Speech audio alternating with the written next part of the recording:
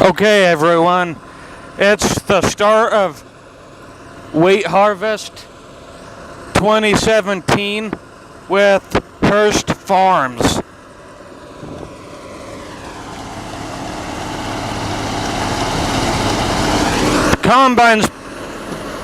The combine's bay where the wheat sits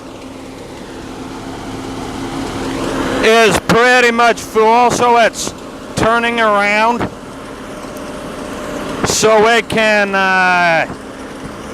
deposit all its grain in the grain cart, which is connected to the Case IH 305 model.